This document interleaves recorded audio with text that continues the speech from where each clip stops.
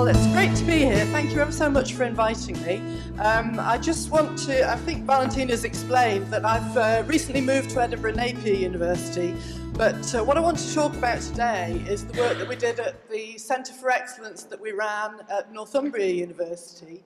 Because what we did there was develop a model which helped practitioners to think very much about their practice and re-engineer their practices around assessment to help develop students' learning and foster students' learning. So, where was I? Yes. What I wanted to do today was just explain the model, allow you to think about that. And I just want to talk to you about the ways in which we operationalised it, so the ways in which it helped staff and students to think about their assessment practices. And I'll give you a bit of a flavour of the sorts of ways that students responded. It's a very much a snapshot, but I think it'll give you a bit of an indication of the kinds of things we did. Because what we were trying to do was really quite ambitious. It was to transform the culture of assessment practice across the university. And that was about changing hearts and minds. It was changing people's mindsets away from simply thinking of assessment as something that was done to students, where they were simply victims who presented themselves to have something assessed, and more towards what we would call assessment for or assessment as learning, where students are involved in a sort of very reciprocal way in the assessment process itself. Now, that's a lot easier said than done, and I think these two purposes of assessment, one which kind of looks back really on some sort of reified object which has been produced, and it's kind of what most people think of as summative assessment. That's too late for moving on to thinking about the future. So I think you know, it's very much about thinking about assessment as a process which helps students learn in the here and now, helps them develop, helps them foster appropriate dispositions, both for within the academy but also beyond. It's very much about lifelong learning. So we were trying, but these two things are very much in people's heads whenever they're thinking about assessment. And the word assessment in the UK, the first prominent sort of discourse that promotes is assessment of learning. So we're really trying to prioritise this equally important, if not more important, notion of assessment for learning. And in a nutshell, if you really boil it down, I think it's about two things. It's about stimulating student engagement. Assessment for learning process is really trying to see students as partners in the assessment process, but also in the ways of thinking and practicing of their disciplines. So it's very much about learning in the swim of the discipline area that they're working in. And so it's very much about capturing their time on task and study. But it's also very much about empowering them. It's about helping them to take control of the learning process for themselves, so that when they leave, they're not expecting someone else to do the task of assessment for them. So that's in a nutshell. And in order to guide our thinking as practitioners, so lecturers across the institution were wanting to know how to put assessment for learning into practice. And there is no recipe, there is no sort of thing that you can drop in to do this, because it's a mindset, it's a holistic model, it's about a culture really. So what we did to try to guide people's thinking was develop a model which allowed people to have questions to ask themselves of their own practice. So these were sort of tools for thought rather than things to do. So what I want to do today is just to illuminate those core conditions. So there were things that practitioners would ask themselves, but it's really important to stress these are not individual segments that you can just do. This is a holistic model which is all about creating assessment cultures and learning environments so that everything is intertwined. So learning, teaching and assessment in an ideal world aren't separate activities at all. They're completely integrated. So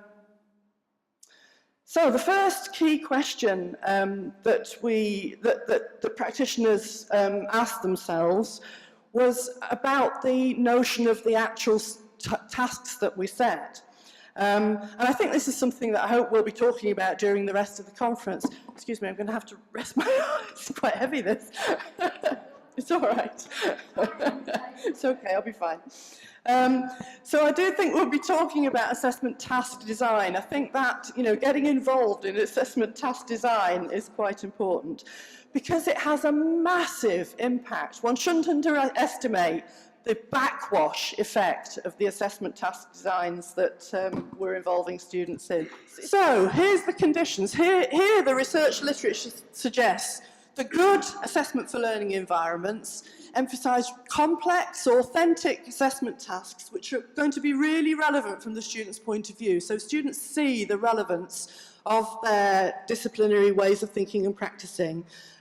So instead of doing something just because they have to or because it's mandated, they're doing it because it makes sense for more than just marks, more than just accreditation.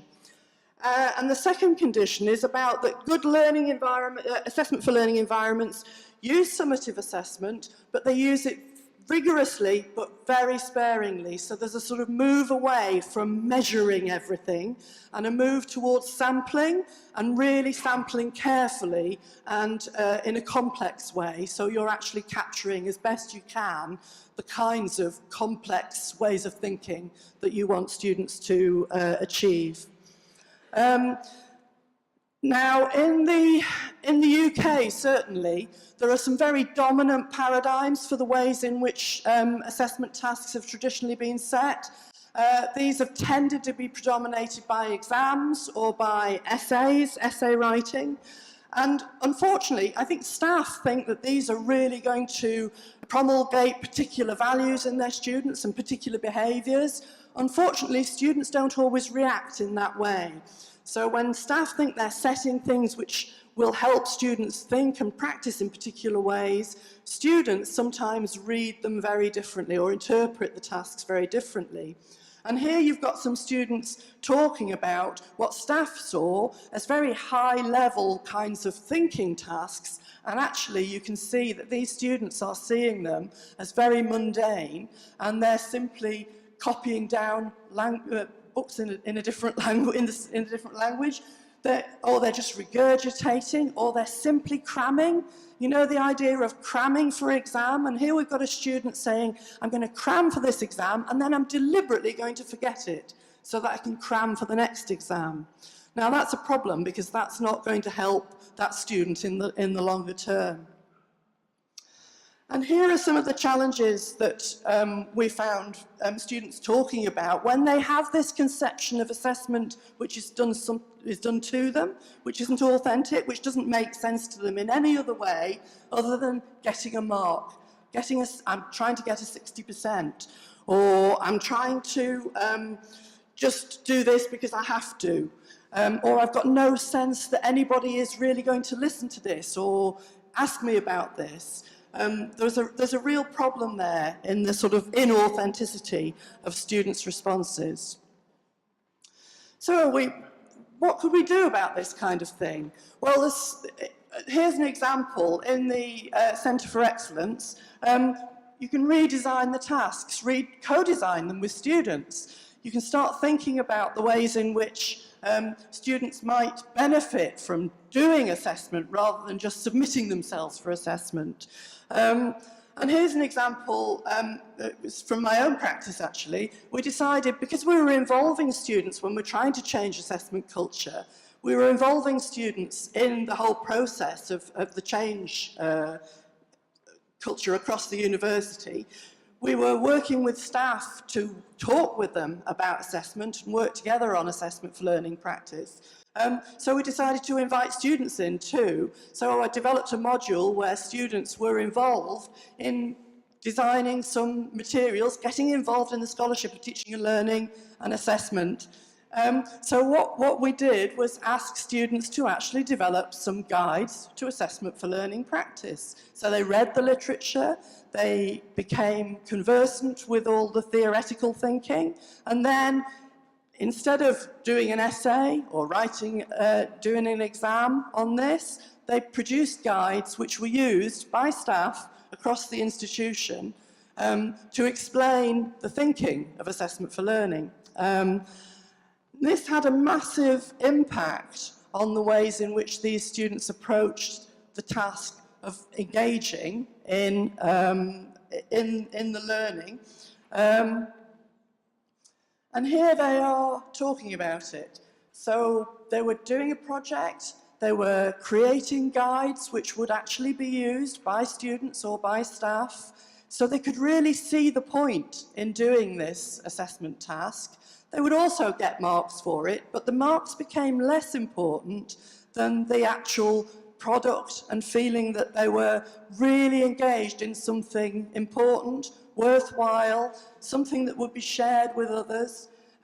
You can see a lot of people said, well, they won't do this kind of thing. They'll just do it in a very superficial way. And they actually really engaged in the literature, all the research that's out there. They knew David Nichols' work. They knew Sally Brown's work. In fact, they went to a conference and they met Paul Ramsden and they gave him one of their guides, which was excellent. Now, these were second-year students who were engaged so much in the sort of thinking behind assessment for learning that they participated in conferences like this, like your students are doing here, and they became as authoritative, actually, as many of the staff who were learning together. And you can see they are thinking about this at a deep level. They also learned a lot because they could choose, actually. We gave them the choice. Did they want to do this assignment on their own, individually, or did they want to work in groups or in pairs? And we left that decision open to them. And many of them chose to work together and worked out how they were going to peer assess each other. But you can see from the way they're talking here, they actually got a lot out of working together too. So that it was not just their cognitive engagement, it was also their kind of broader skills. Have I slowed down enough now? I'm not going to get through my material. You follow me? Yeah? Yeah. Okay. They also really got a lot out of feeling that they were contributing to the university. So they still get back in touch, and this was quite a long time ago. They really felt that they were making a difference. And I think that's what you can see here when these students are saying it's not just about passing or failing or getting a mark. It's about feeling satisfied that you've actually done something that matters. And the feeling, which is an altruistic feeling, that it's going to help somebody else, was really important to some of these students. So, I think the key questions then from those first two conditions is how can we design, or redesign if necessary, assessment tasks that make some sort of sense to students beyond just accreditation, beyond getting marks, and think about the longer term, and that's where the sustainability comes in. How are the assessment tasks that we set going to be useful to students in 10 years, in 20 years, when we don't know what the world's going to look like? All we know is the world is going to change. So students need to be in a position to be able to cope with that complete change that is going to characterize their lives when they leave us. The next set of questions, I guess, that we'll be hopefully discussing during the conference are concern feedback. So feedback practices and how we redesign or redevelop feedback practices to support learning. Now, we know from a long history of research literature that feedback, educationally speaking, is really important in terms of helping accelerate learning, in terms of helping improve students' performance, and it's really important in terms of helping learners to work out how they're doing now, before it matters. So what steps to take to develop their mastery? But in the UK, feedback is becoming a really complicated and rather political issue. We have a student survey, which is a satisfaction survey, which is driving a lot of the agenda around feedback. And students are usually not happy that they are asked and they say they don't get enough feedback. The assessment and feedback are the two dimensions that they find really problematic. And staff equally find it problematic because staff, if they have a view, and this is a really predominant one in the UK, that feedback is something that tutors write. So you write comments on a student's essay, or you write comments on something that the student has submitted for assessment after the event, then that's a hugely onerous thing to do, and it takes an awful lot of time. So there's a real tension here in how we think about this. And actually, we have to move strongly away from this model. And that's become a real problem, I think, in the UK, because it's such a dominant model in people's heads. And here is the problem, and this is the problem we faced in our Centre for Excellence. How do you get staff to think about feedback in other ways?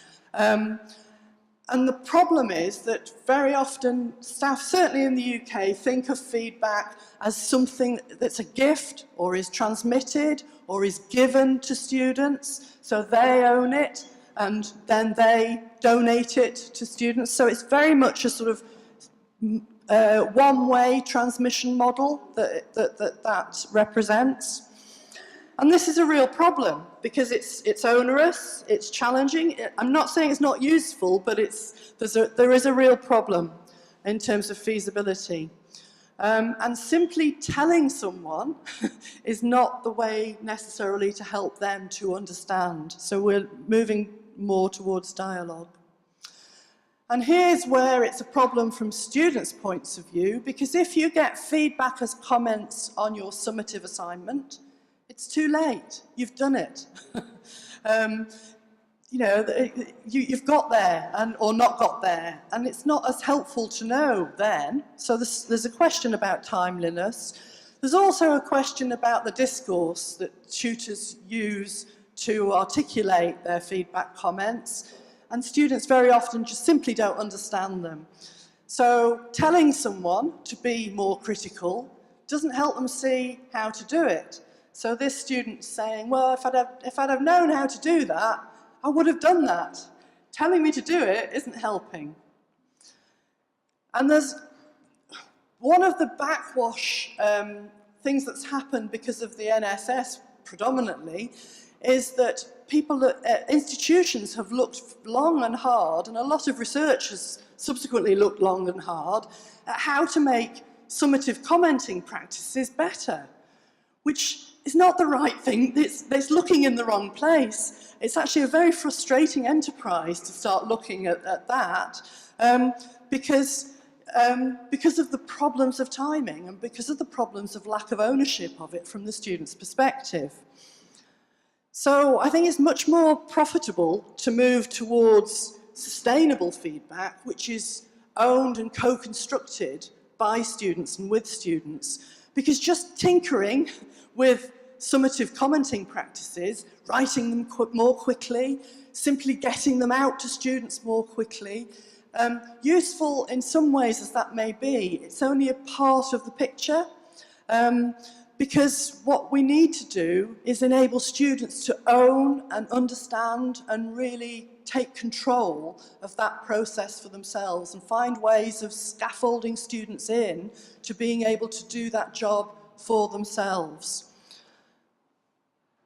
And that, I think we're increasingly beginning to realise in the UK, takes a programme focus. And one of the problems that we face in the UK certainly is modularisation, where students are doing lots of little different modules, and nobody gets a sense of the whole picture from the student point of view. And so the student is on a journey through a program, but the module tutors all look at the assessment that's going on in their own module and don't necessarily connect it to what other colleagues are doing at a particular level, and the way that the student might start to learn to develop particular skills, dispositions, ways of thinking as they progress through the course. So I think we're seeing in the UK people starting to stand back and look at the whole programme and build in assessment and feedback cycles throughout the programme rather than focusing simply on the module.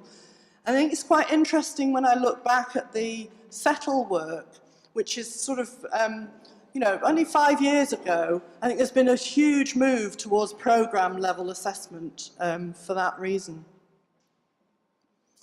And that takes us to the condition, the third condition for our Settle, which was how do we offer, in the process of students learning, students access to a supply of rich, useful, timely, formative feedback.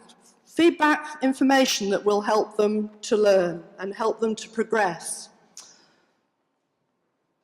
So, to do that, the sorts of things that our staff did, they were really trying to make it interactive, they were trying to make it timely, they were trying to move away from this idea of simply commenting after the event, and they were trying to weave it into the whole of their teaching and learning practices. So they would do things like they would provide comments on work while students were actually producing the work, small components of a report, for instance, and giving them ideas about how to progress that. They would help students learn by breaking down assessment instead of a single assignment. They would break it into iterative loops, and they would have discussion around those. So students would be bringing tasks and developing them. There was a strong move, especially in the higher years, to use peers to provide feedback and to provide support. And one quite innovative and quite interesting example was a member of staff who said to students, I've only got so much time to budget to give you some written comments on your work. You can choose, you can have them earlier, before the assignment is due in, and I'll have a look at a draft, or you can have them after the event, and I'll give you rich comments on your summative assignment. You choose, I can only do one. And all of her students chose the former. They chose to have the comments before the event, rather than after. And students absolutely loved that. They were hugely satisfied with that state of affairs. But you can see here, from an assessment for learning point of view, this is still a student who is very, very reliant on the member of staff to tell her what to do, advise her how to go about things. So the locus of control for this student is not within the student so much as within the member of staff. So maybe this is an appropriate thing to do at an early stage for a student who's on their journey. They're learning to come to terms with the assessment culture of the university. But for me, this is still very much a model of the member of staff doing something for and to the student. So there's, I think it makes you question, really, the appropriacy of doing too much of that kind of thing, and where does that best sit in a programme? Because here's the rub. I think David Bowd is really trying to get us to rethink the whole notion of feedback in more radical ways than is sometimes assumed by members of staff. and is making the point that we're looking in the wrong place by looking at this delivery mode. We need to look at what students actually do with it and whether they actually act upon it. And so refocusing in a different way, because simply looking at providing better feedback is simply dangling data. And if you don't know that people are doing anything with that data, it's just so much data. So this is, I think, absolutely germane to what we were trying to do in the Settle, which was about completely redesigning the whole curriculum to repossession feedback within it as an essential element of it. So it's not an add-on, it's not a sort of gift, it's about redesigning classroom environments, actually. And then we start talking about, we stop talking about assessment, we stop talking so much about feedback, and we start talking about learning. And that to me is a really good place to be, because if our classrooms are about students sharing ideas and learning from each other and seeing how other people go about things, they're very feedback-rich environments in this more, it's not radical, but in this more student-owned sense. So this is about trying to embed feedback in learning communities, in the ways in which students are engaging with material, so that they're actually playing a generative role. So this takes us very much to the heart of our classrooms. It takes us very much to the heart of our lecture halls and our whole environments. So students are getting chance to practice things, to do things, to try things out, to learn from making mistakes. It's a very constructivist kind of perspective. And so assessment and feedback become seamlessly integrated into what most people see as teaching. And teaching becomes something which is dialogic and something which is participative rather than something which is telling people what, donating knowledge or transferring knowledge. So it's sort of moving strongly away from content delivery and more to participation. Now, when you hear students talking, sadly, they often don't experience that. So here's some students saying, well, I go along to lectures, but all you do is get the notes. You're not actually engaging in things. And that doesn't help you to see how you're going, how you're doing, how you're progressing towards what you need to be able to do. So our Settle was very much about creating what I see as authentic feedback, where you're engaged in participation, in discussing ideas with your colleagues and with tutors. And what I really like about these images, so we ran student-led conferences, and actually you can't tell which is the member of staff and which are the students in those round tables, because they're there all discussing ideas. This can be done online, so there's a lot of sort of everyday academic social interaction, which is extraordinarily feedback rich.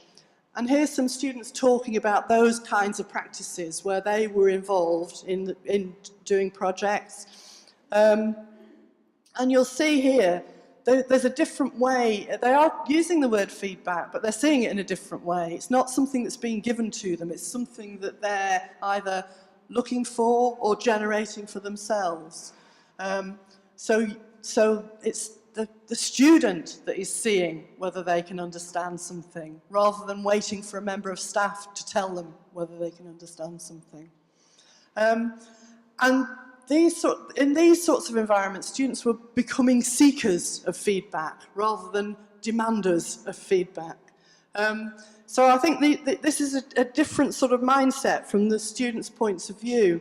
And these are the same students that were talking earlier. So it's not a feature of the student, it's the conditions that enable students to think in these kinds of ways.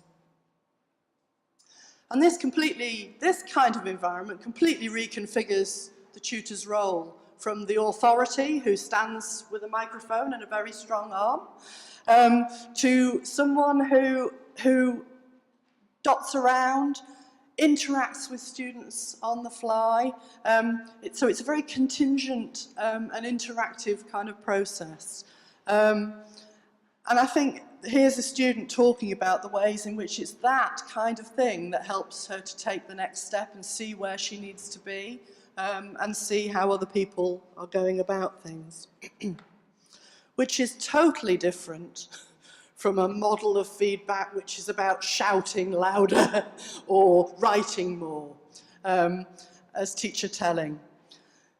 And I think we learnt a lot collectively when we were going through that kind of process, because unless, and I'm a strong advocate of informal feedback, which permeates the curriculum, because that's the only way, as subject experts, that we can help illuminate the tacit ways of thinking and practicing and knowing that we take for granted.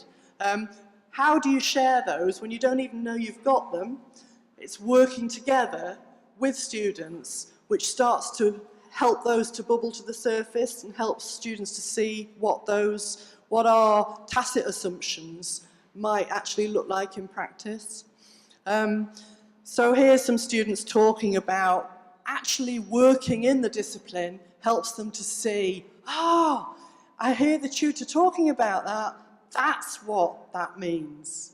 So there's something about actually working alongside each other.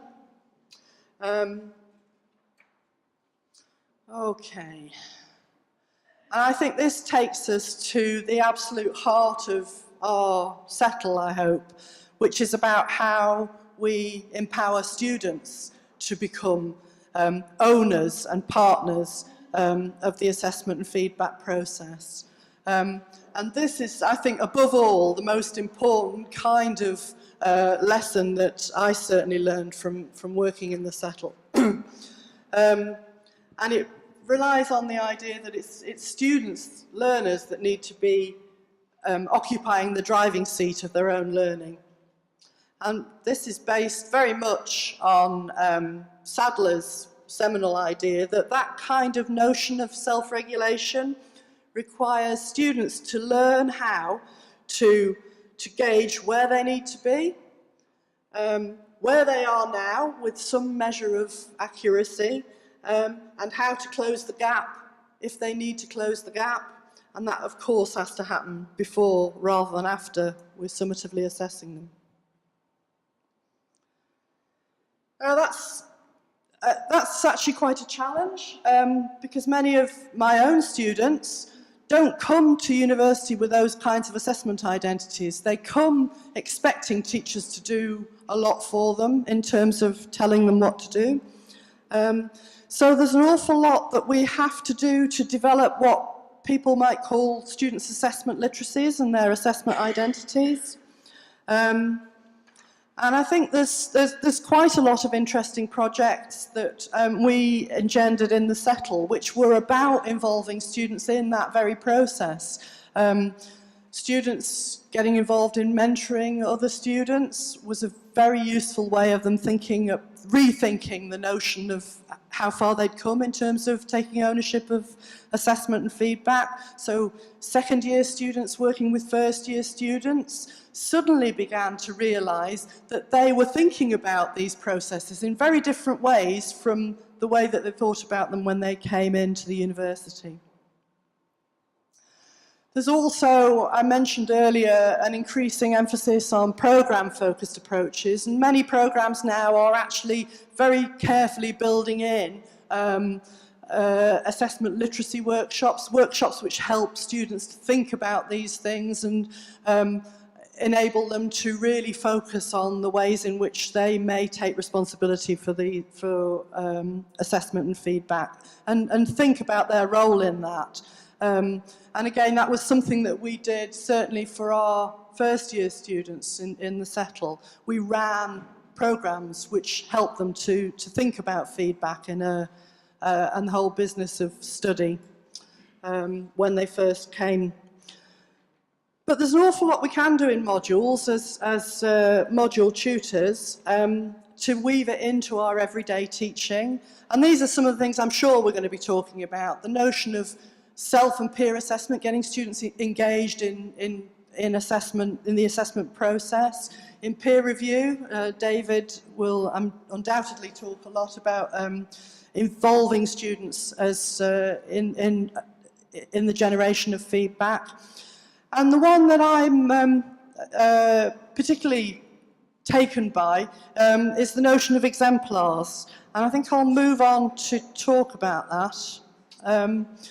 Now, using exemplars with students can be very productive in order to help them to think about the assessment process and put them in the shoes of the assessor, but in a safe way, because it's actually quite tricky to put them in the role of an assessor where there's very high stakes kinds of environments. And the notion of exemplars is actually really handy.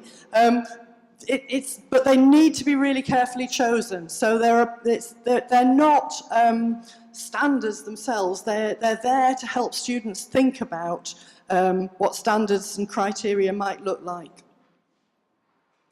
So when you're constructing them, they can be done in all kinds of different ways. They could be complete assignments, helping students see what a project report might look like. They might be authentic pieces of student work. They might be created by staff in order to make a particular pedagogic point. So there's a whole kind of range of ways in which exemplars can be used. And I think the most useful element of them is that you can encourage students and staff to open up dialogue about what you're really looking for in a piece of work. Students are often misconstrue what is really important about an academic piece of work, for instance. So it can help them to learn to make judgments about work of varying quality. It can help them learn to generate feedback rather than to receive it, so they can be producing feedback and thinking about how they would try to improve, say, a weak piece of work, give that person some feedback, and in so doing, that's helping them to reflect on their own work and where they are in relation to those standards. So I'm a bit conscious of the time now. Should we? Yeah. I mean, I think if people are interested in this model, I think it kind of gets fleshed out with the examples, which is what the workshop this afternoon is about. But I think you've probably got a flavour of the kinds of ideas which underpin the philosophy, if you like, of assessment for learning. So will I wrap up and allow people to ask some questions? Okay, great.